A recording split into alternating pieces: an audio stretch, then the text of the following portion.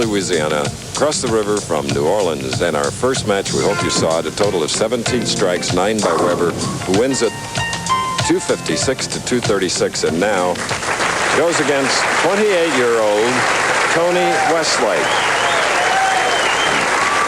Thus far this year, Tony's been 14th twice, and it's his third television appearance, but he's looking for his first win, shooting first on the left lane.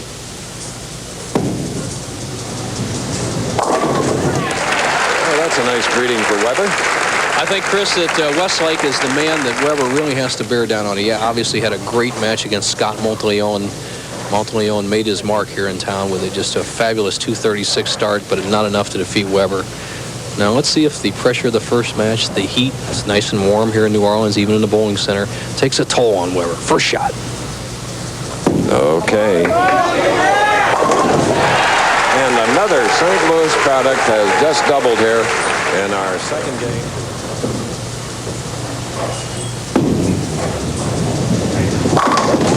But Tony takes care of that. Keeps the ball in play. And he's using good psychology in this match. He watched Weber take his time in the first match. Now Westlake's making Weber bowl very quickly. So see how it works.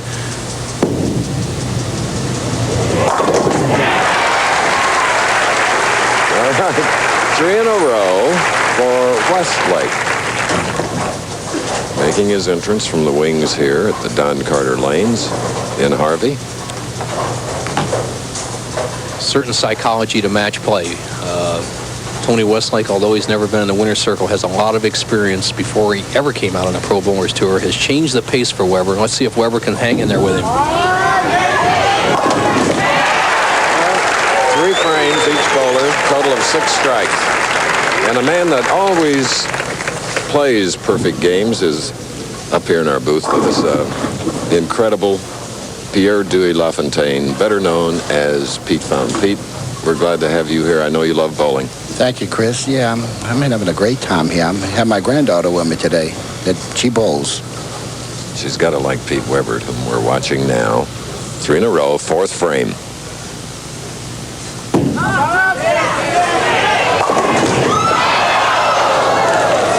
He can't believe that the 9 is standing. One of the big changes off the 9 for a solid 9-pin. Okay.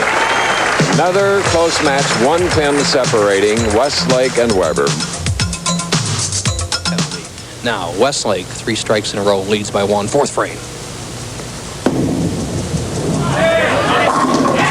Well, there's 4 in this highly competitive individual sport. And Pete, you're acclaimed all over the world as the king of clarinet jazz, but you have a great team effort going with the other 7 men in your group. They have a real good band. You know, we work every night together, so you get to work together real good. But individually, you practice like these bowlers do, don't you? Well, I try. Results are the same. Hey, now, he has 5 in a row.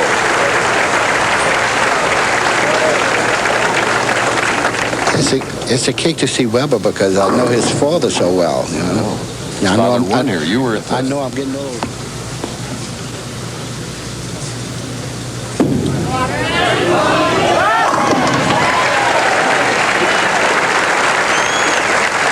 Oh, incredible scoring. Shot at 236. All the conditions are right for the pros. The lane surface is just smooth as can be. They don't have to throw too hard. They don't have to fight the pin action. The ball's coming in from that outside trajectory because the outside part of the lane is a little bit drier, a little higher surface friction than the center of the lane. The approaches are good. They're not having to worry about anything. It's just a battle of nerves. Who can make the most good shots? Now here's Weber trailing by 21. Strike working. Left with a 10. One just like it early in his first match, which 21. he won.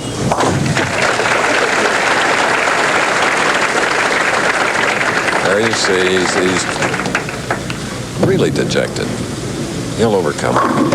Well, he just doesn't expect Tony Westlake to miss. When you get a lane condition like this in a Pro Bowlers Tour, they just don't hardly miss, Chris. And it's tough when you get 20 pins behind. Now, Tony Westlake is halfway to a $100,000 bonus provided by True Value Hardware Stores. We did it last week and it was fun. Wouldn't mind doing it again here in Harvey, Louisiana.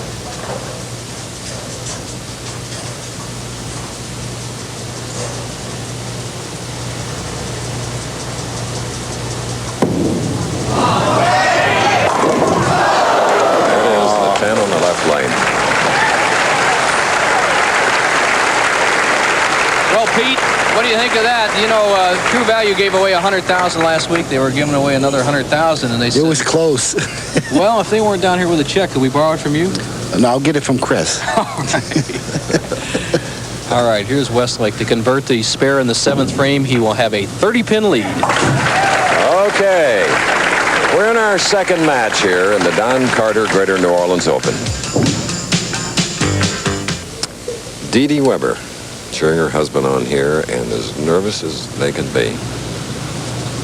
Wives are in. Now the winner of this game will go against Purvis Granger, another non-winner, but he's been on television before, and then against the tournament leader, Roger Bowker. Key frame for Weber right here. 8th frame, trails by 30, but that's not an insurmountable lead with this high-scoring lane condition. Weber has been solid in the pocket all 7 shots. He needs to maintain that rhythm and throw a strike right here, put some pressure on Westlake. Beautiful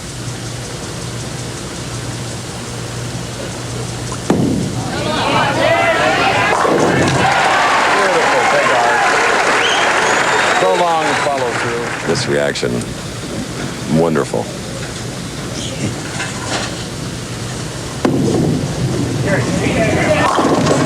Westlake, though, comes right back.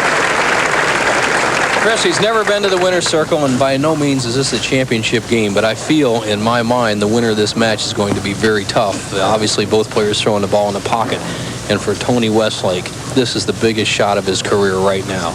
He leads by just 20 pins going against a proven quality of Pete Weber. He needs to keep that pressure on him with a strike here in the 9th.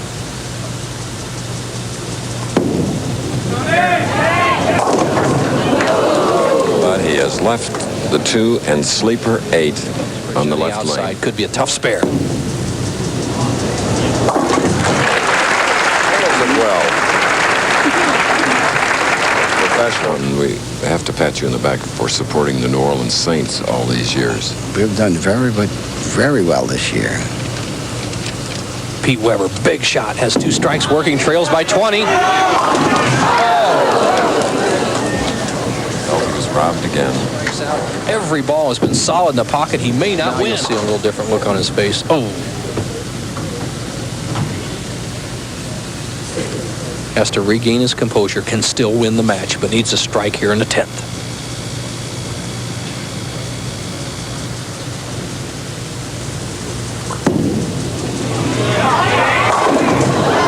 And another 10, and Pete knows. Well, that's been the story this week in the championship. A lot of balls in the pocket, some solid 10s. The breaks go back and forth. Weber still a possible 227, but he's in big trouble. After a big 256 in his victory over Monterey finals of the Showboat last year, he lost the first match to Weber. So it's a 227 with 7 strikes, though, for Weber. 11 good shots, 7 strikes, a solid 9, and 3 solid 10s. Westlake in the driver's seat. It's going to be Westlake against Purvis Granger in the semifinal coming up next. So the so-called unknowns and non-winners are moving it tough for the more veteran professionals. Remember, Mike Jasnow won our very first tournament of the year for his first. And last week, Bob Benoit. All right.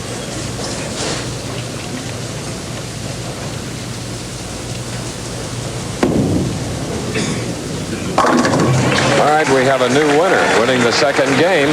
Time for our Old Spice tip of the week.